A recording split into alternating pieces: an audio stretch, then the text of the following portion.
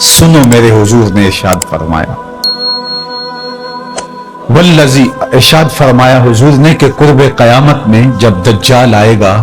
ابھی تو دجال کا ظہور ہونے والا ہے، دجالی قوتوں کا ظہور ہے، لیکن فرمایا قرب قیامت میں جب دجال آئے گا تو میرے غلام اس کے مقابلے میں نکلیں گے، حق کے راستے پہ اپنا سب کچھ کٹوانے کے لیے۔ سنو، صحاح کی روایت ہے، انی لعارف اسماءہم، میں اپنے ان غلاموں کو نام بنام جانتا ہوں، واسماء آبائہم، ان غلاموں کے ماں باپ کے ناموں کو بھی جانتا ہوں۔ کہانی ختم نہیں ہوئی، وَأَلْوَانَ خُيُولِهِمْ، جن سواریوں پہ چڑھ کے جہاد کریں گے میں محمد ان سواریوں کے رنگوں کو بھی جانتا ہوں۔ کون سا غلام، کس کا بیٹا کس رنگ کی سواری پہ بیٹھ کے جہاد کرے گا، حضور فرمایا میں پہچانتا ہوں۔ غزہ والو تمہیں مبارک ہو، تجھے آمنہ کے لال پہچان رہے ہیں۔ زمانہ تمہیں چھوڑ دے، تمہیں پرواہ نہیں ہونی چاہیے، اس لیے کہ آمنہ کے لال تمہیں پہچانتے بھی ہیں، تمہیں جانتے بھی ہیں، اور جن سواریوں پہ تم جہاد کر رہے ہو ان سواریوں کے رنگوں کو بھی پہچانتے ہیں، اور یہ جہاد کبھی ختم نہیں ہوگا۔ اللہ کے محبوب علیہ السلام نے فرمایا حضرت عیسیٰ آئیں گے قرب قیامت میں، اور یہ ختم نبوت کی بھی دلیل ہے کہ وہ اپنی شریعت لے کر نہیں آئیں گے، حضور کی شریعت کے مطابق فتویٰ دیں گے۔ مسجد اموی کے شرقی مینار سے نیچے اتریں گے، آسمان سے نیچے اتریں گے، دو فرشتوں کے کندھوں پہ ہاتھ رکھا ہوگا، تازہ وضو کے آثار ان کے بدن سے ہویدہ ہوں گے، اور قطرے ٹپک رہے ہوں گے پانی کے زلفوں سے۔ فجر کی نماز کا وقت ہوگا، لوگ صفے باندھ کے انتظار میں ہوں گے، اقامت کہی جا چکی ہوگی کہ حضرت عیسیٰ آئیں گے، کہا جائے گا کہ آپ مصلی پہ آ جائیں، لیکن وہ حضرت امام مہدی سے کہیں گے آپ مصلی پہ آئیں، پیچھے نماز پڑھیں گے امام مہدی کے۔ میرے اور آپ کے آقا و مولا نے کہا، کروڑوں سلام ان پہ، فرمایا کہ وہ وقت کیسا ہوگا جب عیسیٰ ابن مریم آئیں گے لیکن امام تم سے ہوگا، تو حضرت امام مہدی کے پیچھے نماز پڑھیں گے، پھر حضور کے دین کے لیے میدان عمل میں نکلیں گے۔ اس وقت امت 3 گروہوں میں بٹ چکی ہوگی۔ احادیث آخر الزمان پڑھیے، ایک گروہ کٹ چکا ہوگا، شہید ہو چکا ہوگا،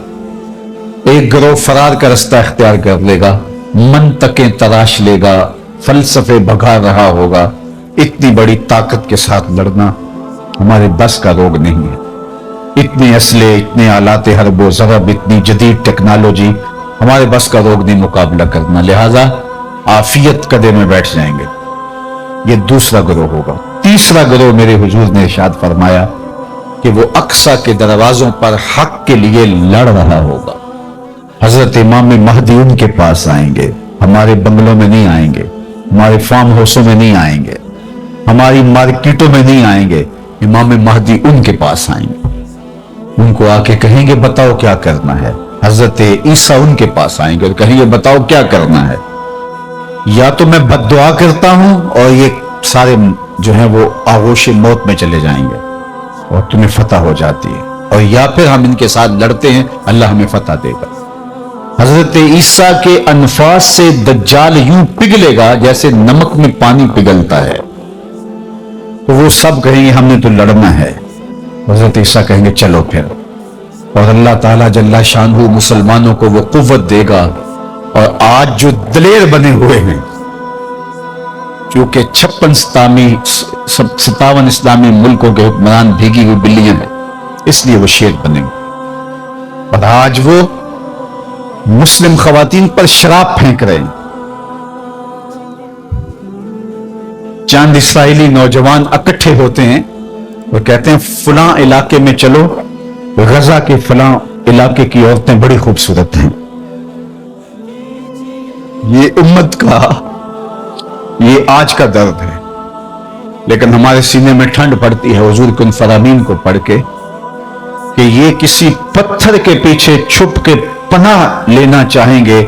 تو مخبر صادق آمنہ کے لال نے فرمایا وہ پتھر آواز دے کے مسلم مجاہد کو کہے گا ادھر آ، یہ ظالم میرے پیچھے چھپا ہوا ہے۔ کوئی درخت بھی ان کو پناہ نہیں دے گا سوائے الغرقت نامی ایک درخت کے، جس کے بارے میں وہ جھاڑی ہے، حضور فرمایا شجرۃ الیہود، یہ یہودیوں کا درخت ہے، یہ صرف پناہ دے گا، اس کے علاوہ کوئی ان کو پناہ بھی نہیں دے گا۔ اور سنو تمہیں ٹھنڈ پڑنی چاہیے، ہمارا دل سلگ رہا ہے اس وقت امت کے حالات کو دیکھ کے، لیکن خزاں کے بعد کا موسم بہار ہوتا ہے، انشاءاللہ وہ وقت آنے والا ہے، اور یہ حضور کا فرمان اور صحیح حدیث ہے۔ اللہ کے محبوب نے ارشاد فرمایا پتھر اور گارے سے اور اینٹ اور جو ہے وہ مٹی سے بنا ہوا کوئی گھر، اون اور چمڑے کا بنا ہوا کوئی خیمہ پھر ایسا نہیں رہے گا جہاں کلمت الاسلام داخل نہیں ہوگا۔ گویا شرق سے غرب تک، شمال سے جنوب تک، کائنات کی ایک ایک چھت پہ جھنڈا میرے حضور کے نام کا جھول رہا ہوگا۔ اللہ کا وعدہ ہو والذی ارسل رسولہ بالہدی ودین الحق لیظہرہ علی الدین کلہ، اللہ نے وعدہ کیا کہ دین اسلام کو میں غالب کر کے رہوں گا، رسول کو بھیجا اس لیے، اور وہ زمانہ وہ وقت دیکھے گا 40 سال تک خلافت علی منہاج النبوہ قائم رہے گی، حتیٰ کہ بکری گھاٹ کے اوپر پانی پی رہی ہوگی تو شیر آئے گا تو ایک کونے میں پانی پی کے چلا جائے گا، اس کو ہمت نہیں ہوگی کہ بکری کو آنکھ اٹھا کے دیکھے کہ مسلمانوں کا خلیفہ بیٹھا ہوا ہے۔ 40 سال تک یہ امن قائم رہے گا اور پوری دنیا کے اوپر جھنڈے میرے حضور کے جھولتے رہیں گے، اور یہ وقت آنا ہے۔ میں نے اور آپ نے اپنی نسلوں کو بتا کے جانا ہے دجال کے بارے میں۔ صحابہ دجال کے بارے میں اپنی نسلوں کو یوں سکھاتے تھے جیسے قرآن کی آیتیں سکھائی جاتی ہیں۔ صحابہ کہتے ہیں حضور نے ہمیں دجال کے بارے بتایا، اور تھوڑے فاصلے پر کھجور کا ایک جھنڈ تھا اور حضور بیان کر رہے تھے، اور اس طرح حضور نے کہا کہ بس وہ بہت جلد آنے والا ہے، تو ہمیں لگا کہ اس جھنڈ کے پیچھے ہوگا کہیں، ابھی نکل کے آ جائے گا۔ اس قدر صحابہ کو بتایا کہ بہت جلد دجال ظہور پذیر ہونے والا ہے، اور آج تو دجالی فتنے پوری طرح سے محو نفوذ ہیں، اور گلی گلی دجال اپنی تمام تر توانائی کے ساتھ مسلمانوں کو جو ہے وہ کیپچر کر رہا ہے۔ میں کہتا ہوں اگر ہم نے اپنی نسل کو نہ بتایا تو آنے والی نسل ہماری دجال کے قبضے میں ہوگی، اگر اس کے ساتھ نفرت پیدا نہ کی تو، چونکہ وہ بھرپور پیکج بھی دے گا، زندہ بھی کرے گا، مارے گا بھی۔ آج بھی لوگ کہتے ہیں جناب جو ہے وہ ہم نے اپنی معیشت بھی تو بچانی ہے، ہمارے ایوان بالا کے اندر قرارداد پیش کی کہ ہمیں بھی ڈالر چاہیے، تو وہ پیکج بھی دے گا اور دوسری جانب خوف بھی دے گا، اور بہت سارے لوگ دجال کے ساتھ کھڑے ہو جائیں گے، لیکن جن کے سینے میں ایمان کا چراغاں ہوگا وہ ٹکڑے ٹکڑے بھی کر دے گا، پھر بھی کلمہ حق نہیں چھوڑیں گے۔ ہم نے اپنے آپ کو اتنا مضبوط کرنا ہے، اپنی نسلوں کو اتنا مضبوط کرنا ہے، یہ کسی صورت کے اندر بھی دجال کے ساتھ کھڑی نہ ہو۔ یہ جو 30 جھوٹے نبوت کے دعوے دار ہیں، ان کو کذاب بھی کہا گیا، ان کو دجال بھی کہا گیا، اور دجال اعظم بڑا دجال وہ سب سے آخر میں آنے والا ہے، لیکن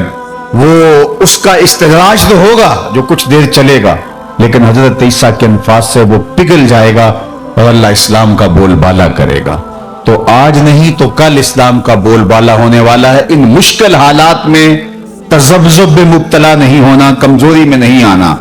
یہ مشکل حالات ہیں اس وقت امہ کے اوپر، اور 56-57 اسلامی ملک جو ہے وہ ہتھیار پھینک چکے ہیں۔ یہ کل کا ہی آپ جنرل اسمبلی کا اجلاس اٹھا کے دیکھیے، کشمیر کی بات کی ہی نہیں گئی،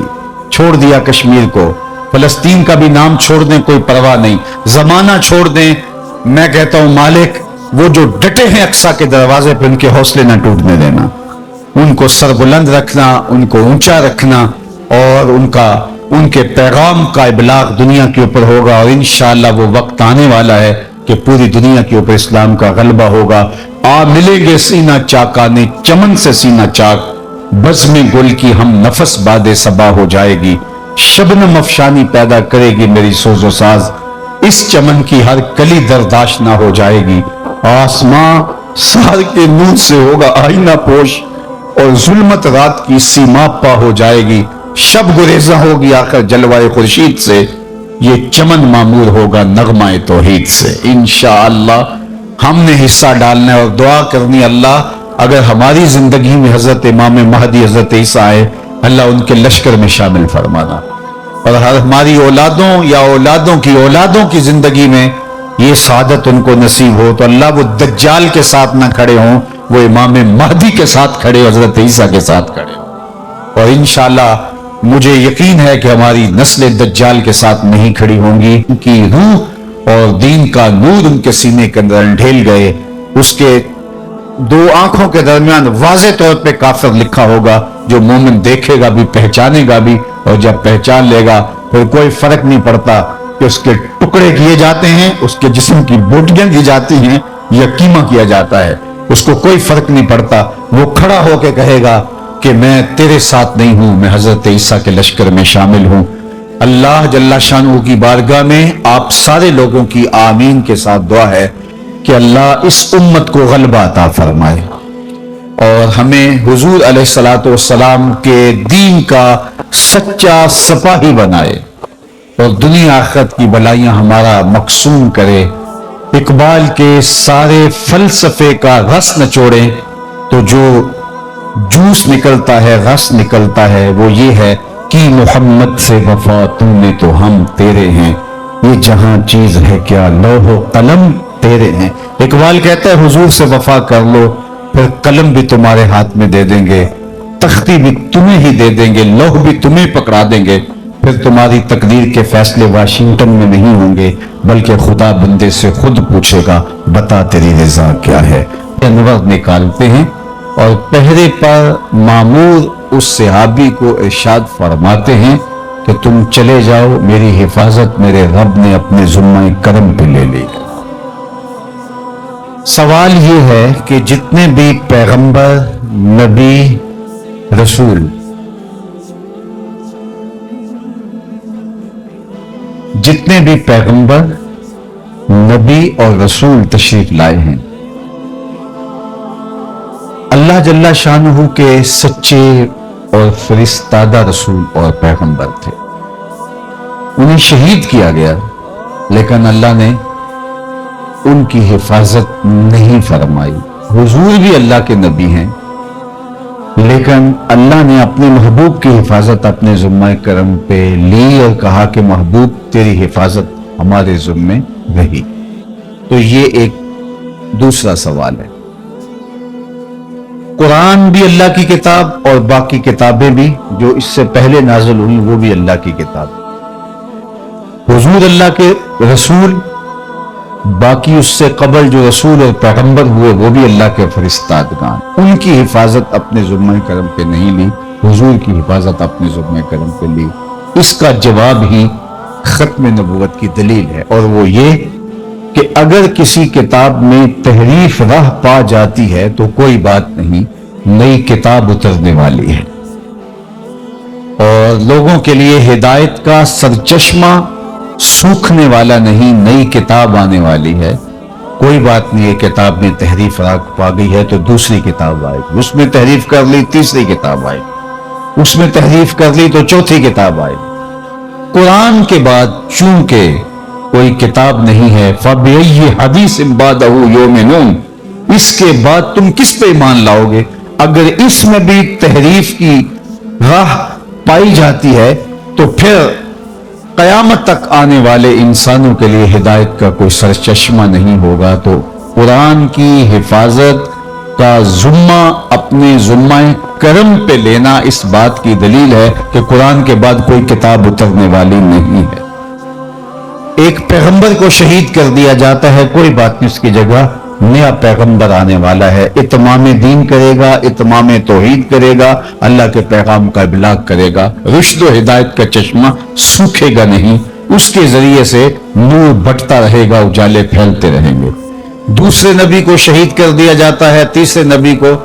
لیکن حضور علیہ السلام کی حفاظت اللہ نے اپنے ذمہ کرم پہ لی کہ محبوب آپ نے اتمام دین کرنا ہے، اگر آپ کو نقصان پہنچ جاتا ہے تو پھر اتمام دین کون کرے گا؟ حضور علیہ الصلوۃ والسلام کی حفاظت کا اللہ کے ذمہ کرم پہ ہونا اس بات کی دلیل ہے کہ حضور کے بعد کوئی پیغمبر آنے والا نہیں۔ پس خدا بر ما شریعت ختم کر، بر رسول ما رسالت ختم کر۔ لیکن جعلی لوگ،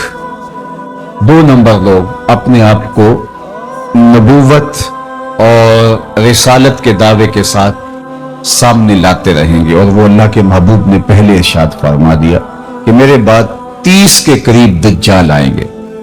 جو یہ دعویٰ کریں گے، یہ گمان کریں گے کہ ہم نبی ہیں، ہم رسول ہیں، لیکن فرمایا کہ میرے بعد کوئی رسول نہیں ہے، میں آخری نبی۔ تو مختلف ادوار کے اندر لوگ آتے رہے اور جنہوں نے ادعائے نبوت کیا۔ خود جناب رسالت مآب صلی اللہ علیہ وآلہ وسلم کے زمانے میں مسیلمہ کذاب یمامہ کا ایک شخص اٹھا اور اس نے کہا کہ میں پیغمبر ہوں، اور 40,000 لوگ اپنے گرد اس نے جمع کر لیے، اور حضرت سیدنا صدیق اکبر رضی اللہ تعالی عنہ نے اس کے معارضے میں، اس کے مقابلے میں باقاعدہ فوج بھیجی۔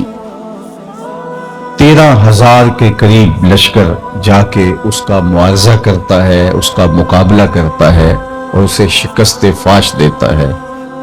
اور اس راستے کے اندر اس جنگ میں 1200 مسلمان شہید ہوتے ہیں۔ اگر آپ کی توجہ میری جانب مبذول ہو اور غور اور تدبر کے ساتھ سننے کا مزاج اگر آپ رکھتے ہیں تو بہت غور و فکر کے ساتھ سننے کی باتیں ہیں کہ 27 جنگیں حضور نے لڑی ہیں اپنی زندگی میں حیات طیبہ۔ 10 سالہ زندگی جو مدنی ہے اس میں 27 جنگیں ہوئی ہیں۔ ان 27 جنگوں کے اندر جو ٹوٹل نقصان ہوا ہے جانوں کا، جو شہادتیں ہوئی ہیں مسلمانوں کی، ان کی تعداد 1000 سے بھی کم ہے۔ 27 جنگوں کے اندر جو مسلمان شہید ہوئے ہیں وہ 800 سے کچھ اوپر نیچے ہیں، 1000 تک بھی ان کی تعداد نہیں پہنچتی۔ اس میں بدر بھی ہے، اس میں احد بھی ہے، جنگ حنین بھی ہے، غزوہ تبوک بھی ہے، جنگ یرموک بھی ہے، کتنے بڑے بڑے مارکے ہیں، غزوہ احد بھی ہے۔ لیکن ٹوٹل جو مسلمانوں کو شہادتیں نصیب ہوئی ان 27 جنگوں میں، ان کی تعداد ہے 1200 اور 800 کے آگے پیچھے۔ اور صرف مسیلمہ کذاب ختم نبوت کے باغی کے خلاف جو ایک جنگ لڑی گئی دور صدیقی میں، اس میں صرف 1200 لوگوں نے جانیں ماری ہیں۔ 27 جنگوں میں اتنی شہادتیں نہیں ہوئی جتنی اس ایک جنگ میں شہادتیں ہوئی ہیں۔ یہ بات سمجھنے کے لیے کافی ہے کہ ختم نبوت کا مسئلہ کتنا حساس مسئلہ ہے، اور اس حوالے سے صدر اول کے مسلمان صحابہ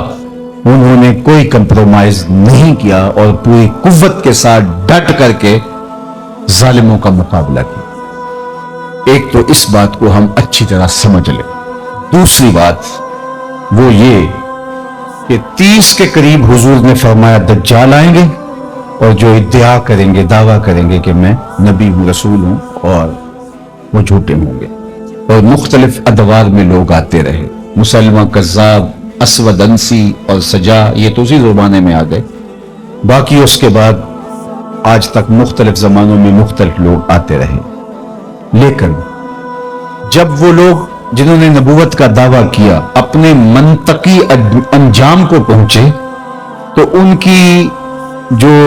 جماعت ان کے ساتھ شامل ہوئی، جو لوگ شامل ہوئے، ان کی جھوٹی امت بنی جو، تو وہ بھی ان کے ساتھ اپنے منطقی انجام کو پہنچ گئے۔ آج آپ دنیا بھر میں ڈھونڈیں گے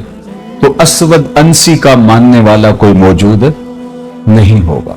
آپ دنیا بھر میں تلاش کریں گے، سجا نامی اس خاتون کا کوئی ماننے والا نہیں ہوگا۔ آپ کو مسیلمہ کذاب کا ماننے والا نہیں ملے گا، متنبی کوئی بھی ہو اس کا ماننے والا آپ کو نہیں ملے گا۔ لیکن کیا وجہ ہے کہ جب وہ ہمارے پنجابی میں کہتے ہیں کہ جدھر گئیاں بیڑیاں ادھر گئے ملا، جب وہ جھوٹے مدعیان نبوت اپنے منطقی انجام کو پہنچ گئے تو ان کے ماننے والے بھی ساتھی ان کے ختم ہو گئے، چند سالوں کے اندر ان کا وجود مٹ گیا۔ لیکن کیا وجہ ہے کہ دو لوگ ایسے ہیں کہ جن کو مرے ہوئے 100 سال سے زیادہ عرصہ بیت گیا ہے اور ان کے ماننے والے آج بھی دنیا کے اوپر موجود ہیں۔ ایک قادیان کا دجال مسلمہ پنجاب مرزا قادیانی، اور دوسرا بہاءاللہ جو ایران میں مدعی نبوت تھا، اس کے ماننے والے بھی پوری دنیا کے اوپر موجود ہیں، اور اس مسلمہ پنجاب کے ماننے والے بھی پوری دنیا کے اوپر موجود ہیں، جبکہ ماضی کی صدیوں کی تاریخ یہ ہے، گزشتہ 13 صدیوں کی تاریخ یہ ہے کہ جس نے نبوت کا دعویٰ کیا جب وہ اپنے منطقی انجام کو پہنچا، اس کے جھوٹے ماننے والے بھی اپنے انجام کو پہنچ گئے اور ختم ہو گئے۔ لیکن ان دو لوگوں کے ماننے والے آج بھی دنیا کے اوپر موجود ہیں، تو یہ ایک سوالیہ نشان ہے، اور اس کو غور و تدبر کے ساتھ ہمیں سمجھنا پڑے گا کہ ایسا کیوں ہے۔ تو صاحبو، آپ پوری توجہ کے ساتھ اس مسئلے پر غور و فکر کیجئے کہ ایسا کیوں ہے۔ جب فکر کو مہمیز دیں گے تو آپ کو سمجھ آ جائے گی کہ باقی لوگ جو کھڑے ہوئے وہ از خود کھڑے ہوئے تھے، اور جب وہ اپنے منطقی انجام کو پہنچے ان کے ماننے والے بھی ختم ہو گئے۔ لیکن یہ جو دو لوگ تھے جنہوں نے نبوت کا دعویٰ کیا، یہ خود نہیں کھڑے ہوئے تھے، ان کو کھڑا کیا گیا تھا۔ جب نو آبادیاتی نظم سکڑنے لگا تھا تو اپنی گرتی ہوئی حکومت کو بچانے کے لیے عالمی دسیسہ کاروں نے مسلمانوں کو تقسیم کرنے کے لیے اور مسلمانوں سے جذبہ جہاد ختم کرنے کے لیے اور حج کی مرکزیت کو توڑنے کے لیے ان دو لوگوں کو کھڑا کیا تھا۔ اس کو ٹاسک دیا جہاد ختم کرنے کا مرزا قادیانی کو، اور بہاءاللہ کو جو ٹاسک دیا وہ تھا حج کے اجتماع کو متاثر کرنے کا، اور اس نے ایک ماڈل تیار کر لیا اور جگہ جگہ تیار کر کے رکھوائے، اتنی دور حج کرنے کے لیے جاتے ہو یہیں گھوم لو۔ اور یہ خود کہتا ہے کہ میں نے جہاد کی ممانعت پر، ترک پر اتنا لکھا ہے کہ اگر اس کو جمع کرنا ممکن ہو تو 50 الماریاں کتابوں سے، پمفلٹوں سے بھر جائیں جو میں نے جہاد کے خلاف لکھا ہے اور اطراف و اکناف عالم میں پھیلایا ہے۔ تو اس کو ٹاسک دیا گیا تھا کہ مسلمان کے سینے سے جہاد کو ختم کیا جائے، چونکہ انگریز نے حکومت چھینی تھی مسلمانوں سے۔ ہندو تو پہلے بھی غلام تھے، اب وہ ان کے غلام ہو گئے، انہیں ہندوؤں سے ڈر نہیں تھا، انہیں ڈر تھا مسلمانوں سے۔ فروغ یاد میں خاکی سے انجم سہمے جاتے ہیں کہ یہ ٹوٹا ہوا تارا مہ کامل نہ بن جائے۔ اس لیے وہ قوت جسے جہاد کہتے ہیں اس کو ختم کرنے کے لیے مرزا غلام احمد قادیانی کو کھڑا کیا گیا، اور اس کی جتنی بھی تحریرات ہیں آپ پڑھ کے دیکھیں تو اس نے جہاد کے خلاف بات کی ہے کہ یہ نہیں ہونا چاہیے، قلم کا زمانہ ہے، جہاد کا زمانہ نہیں ہے۔ اگرچہ امت مسلمہ نے اس کو مسترد کر دیا اور وہ بدترین موت مر گیا، لیکن چونکہ جنہوں نے کھڑا کیا تھا وہ تو آج بھی ان کی سرپرستی کر رہے ہیں، لہٰذا ان کے ماننے والے آج بھی موجود ہیں۔ اس دور کے اشرافیہ نے مانا تھا، کیونکہ تاج برطانیہ کے زیر سایہ یہ پودا کاشت کیا گیا تھا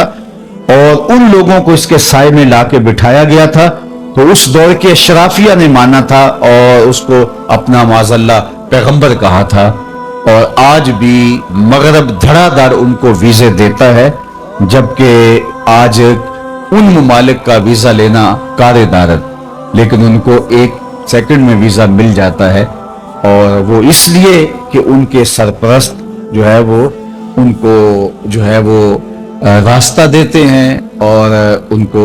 حفاظتوں کا حصار دیتے ہیں اور ان کو تکریم دیتے ہیں۔ اس لیے آج بھی پاکستان کے اندر 1 سال میں محتاط اندازے کے مطابق 10,000 لوگ 1 سال میں بیرون ملک جانے کے لیے اپنے آپ کو مرزائی لکھ رہے ہیں، اور مرزائی لکھنے کا مطلب مرزئی ہو جانا ہے. اگر کوئی شخص کہتا ہے کہ چلو کوئی بات نہیں، میں اوپر اوپر سے لکھ رہا ہوں، شریعت کے حکام ظاہر پہ ہوتے ہیں، وہ مرزئی ہو جاتا ہے. اور ہمارے قریب ایک واقعہ ہوا کہ ایک شخص نے بیرون ملک جانے کے لیے کاغذ بھرے اور اس کے اوپر مرزئی لکھا، لیکن ابھی جا نہیں سکا تھا. وہ بدبخت کہ موت کی گھاٹ اتر گیا.